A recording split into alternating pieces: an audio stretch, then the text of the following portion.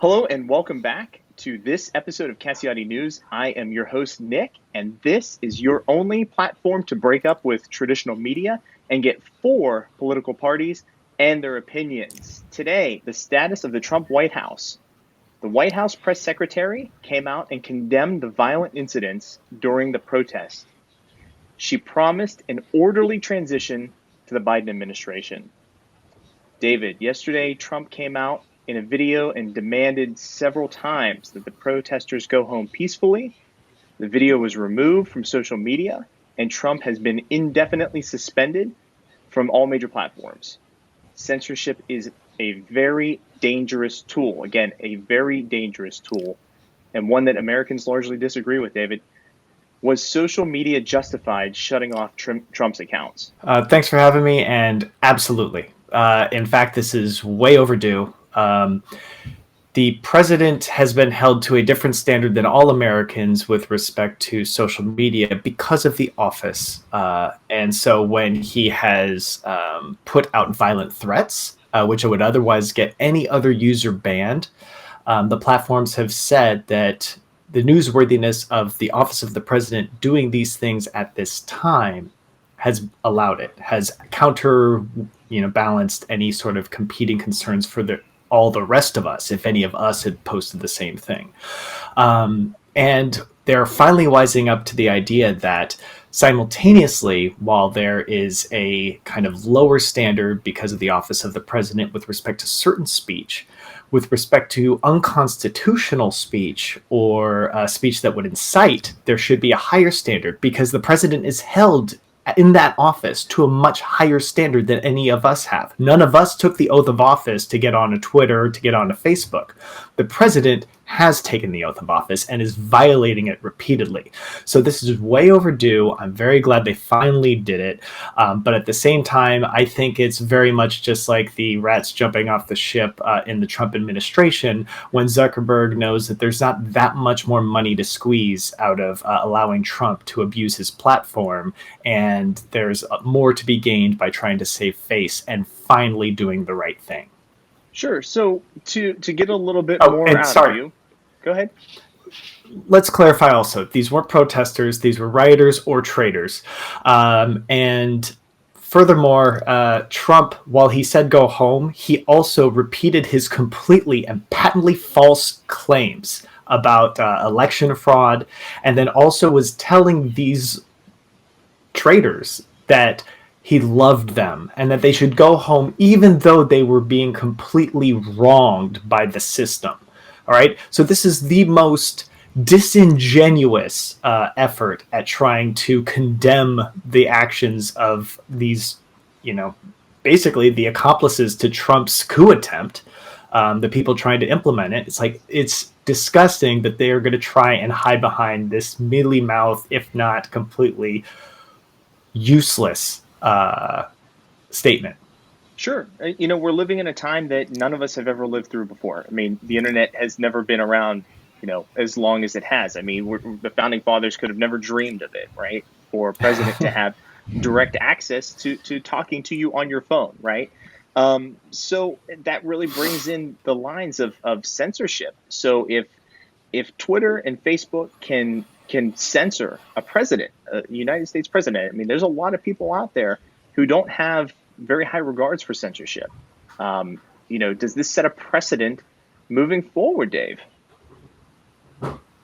I would hope so. I would hope that no future president acts like the complete monster that we have in the White House.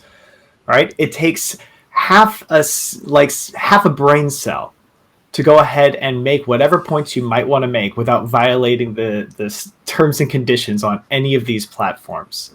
Right? And they have given him immense leeway. And when you continually incite violence and violence finally does happen, it not just happens in relationship, but you lead them to the violence and then help the violence start.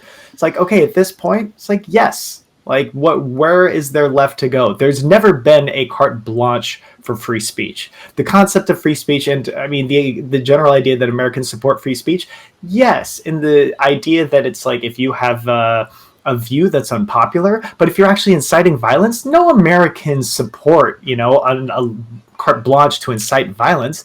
Nobody out there wants that. Joe, from the Green Party's perspective, I mean, we're looking at the media focusing on two major parties, Republicans and Democrats. Yes. You're the Green Party. Are you afraid of this type of censorship? Absolutely. Reason why is because this represents the breakdown of democracy here in the United States. The president, in and of his person, should have access to talk to the people. Where we see the failure is that the Senate and Congress should have called the president to task a long time ago. They've had the opportunity for impeachment. They've had other means. The 25th Amendment's being currently brought up as one of the options for dealing with the current situation. Point is, this is a failure of the Senate, not a free speech. They should have done their job. They should have removed him as soon as he was determined to be a danger to the Republic. Pod, as a Republican in Pennsylvania, I'd imagine that you don't want to see a double standard. Do you expect going forward that Facebook will censor Joe Biden if he gets outlandish? I don't think they will. I think it's funny hearing from David there in California. Your friend Maxine Waters, how was she whenever it came to the threats? She said, if you see a Republican, get in their face, whether they're at a gas station, whether they're at a restaurant, wherever they're at, get in their face and cause a mob. Who was inciting violence? Maxine Waters, Hillary Clinton, the goddess of Democrats. She said all Democrats should never be civil to Republicans. Whenever I saw your questions, I didn't even have to do any research. It's out there of how take how Trump feels. Twitter was his platform. From day one, he was treated bad by the media. And he said yesterday during his speech, which I watched the whole thing. Good, roll your eyes, Dave.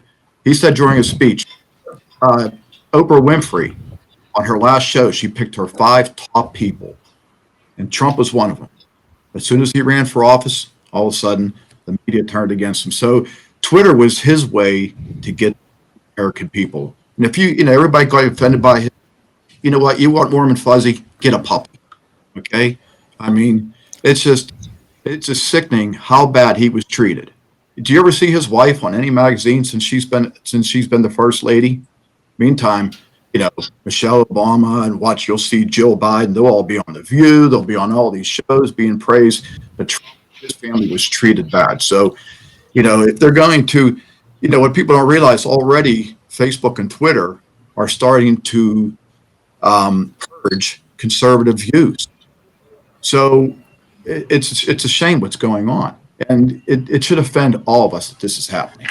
Angela, we'll get to you, David. I'll let you respond. I want to get Angela's take in on this. So, a lot of Americans view censorship very negatively. It is a very dangerous tool that's been implemented in the past by lots of dictators. Even on this platform, I've heard you call the media the communications wing of the Democrats.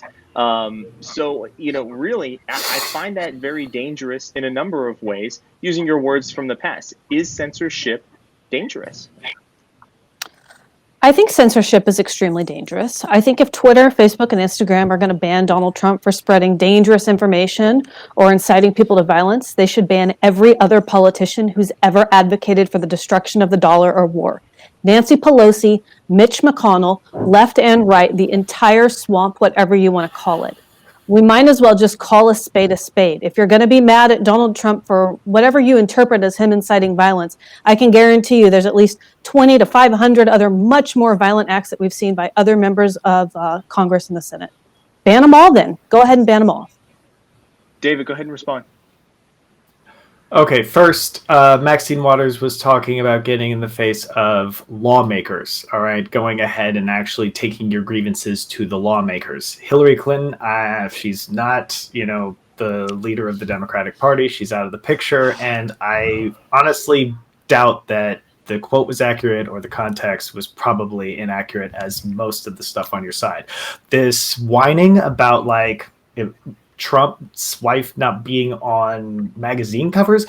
What the hell are we talking about here? Like this victimhood, snowflake, mentality on the right it's grotesque because everything they accuse everybody else of, it's really what they're guilty of.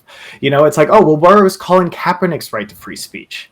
All right, Trump ran on trying to demonize Kaepernick for simply taking a knee. Trump goes out and he is the leader of the free world, but he is spouting nothing but lies that are encouraging people to rise up in sedition and treason against the government because they think that this election has been stolen, despite the fact that Trump has had all the due process in the world afforded to him, more due process than would be afforded to anybody else in the world. All right, this isn't an issue just of free speech. All right, this is patently false speech. All right, this isn't an unpopular opinion. All right, this is a lie. Okay, and we need to start calling these things out. The truth matters. None of us, are going to be, deplatformed for saying anything that's one of our opinions. All right. But we also don't have a platform that reaches absolutely everybody. And if Trump wants to go ahead and get his precious toy back, he can act like a grown-up with it.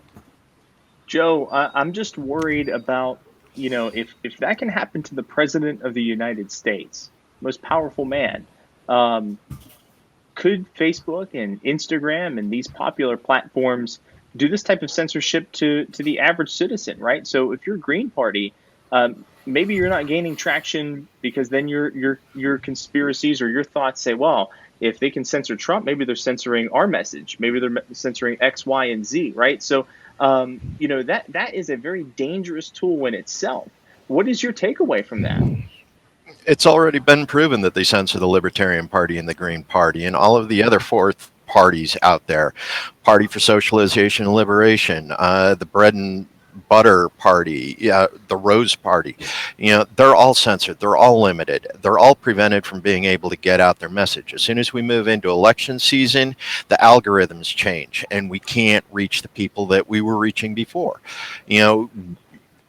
Honestly, I believe that here in about 6 more months, when we start moving into the next election cycle, the fact that you have Angela on here, the fact that you have me on here, we'll see you dropped in the algorithm to the point where your viewership is going to drop and you're going to notice it.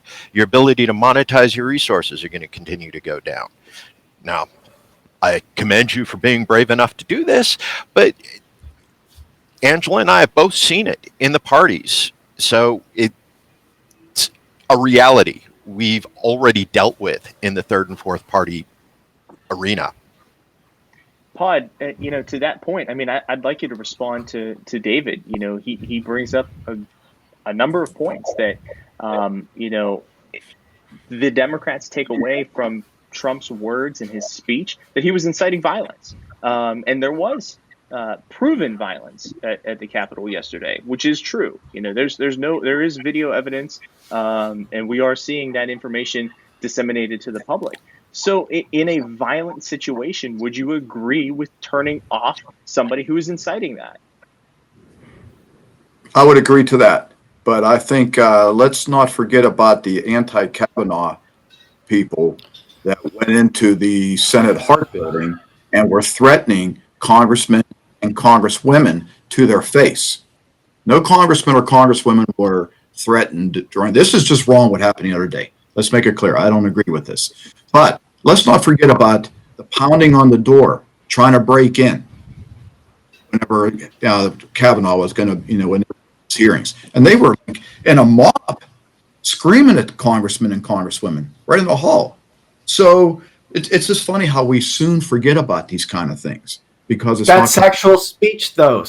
Yelling at a congressman. It's speech, but it was violence. And so, when we go back to Maxine Waters, when we go back to Maxine Waters, I know she did. Yes, it was to the people, but her people, her followers in California, hear her. They're like, oh, well, we're going to follow her, and they did. They were out there threatening. They were overturning tables and threatening congressmen and congresswomen. Sarah Sanders trying to have dinner with her family. What did she ever do wrong? She's a press secretary. But they had permission to act violent by a congresswoman. And she was praised by the media for that, for what she did. So I mean, it's just crazy. It's just disheartening what's going on, and the for the techs to right now, the big tech to actually have more of a communication power than the president of the states is bad, very bad. Angela, Right now, we've got about a minute left. I'm gonna let you have the last minute, sole to yourself. As a libertarian, censorship, this topic, the president, fire away. I think that whoever is in power loves to consolidate more power. And progressives love power as long as they have it.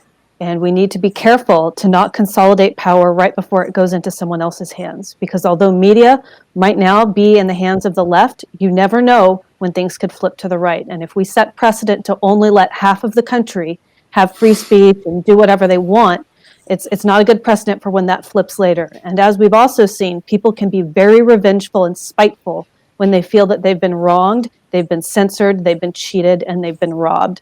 I would encourage people to reconsider the amount of power that has been consolidated in the federal government so that maybe we don't have to fight so hard to maintain control of everyone else's lives.